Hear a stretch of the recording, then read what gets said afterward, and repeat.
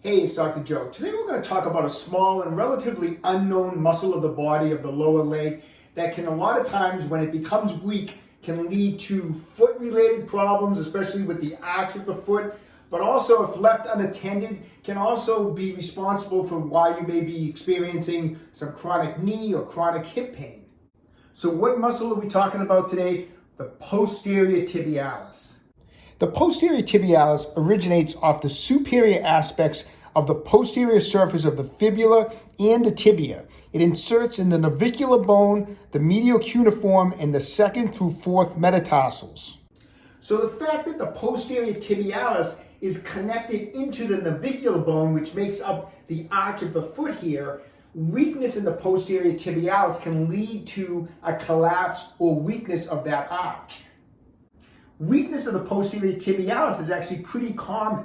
Why? Because people a lot of times wear over-supported shoes, too much padding, where the shoe is pushing up into the arch of the foot, and it feels good, and people think, oh, that's great for my arch. But what you're really doing by wearing that type of a shoe is you're actually deactivating the posterior tibialis muscle.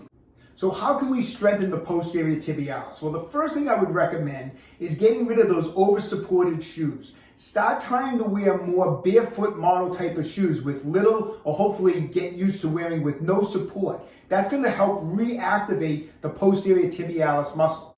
Okay, so the function of the posterior tibialis is to point and scoop the foot in this direction. So point and scoop. So a simple exercise you can do just sitting down, you can do this at work, you can do this at home, is to just simply do a calf raise here, and at the top of the motion, scoop the foot.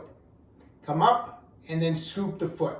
It doesn't feel like much, but after several repetitions, you're going to feel some fatigue set in pretty quickly, especially if your posterior tibialis has been deactivated or if it's been very weak. Once you can build up to 15-20 reps for 3 sets, all you need to do is just simply add a little resistance and continue that motion where you just toe raise and then scoop the foot. Try to do this on both sides for 3 sets, 15 to 20 reps.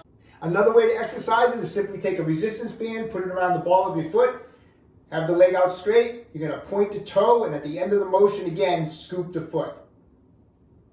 Again, try to perform 15 to 20 reps for 3 sets on each leg. Okay, so start strengthening up the posterior tibialis muscle. A weak posterior tibialis can not just cause problems with the arch of the foot, it can lead to shin splints, it can lead to knee and hip problems, because a lot of times these issues start with the feet. Weak feet, weak ankles can lead to a lot of problems that can translate up. Take control of your own health, stay young, train hard.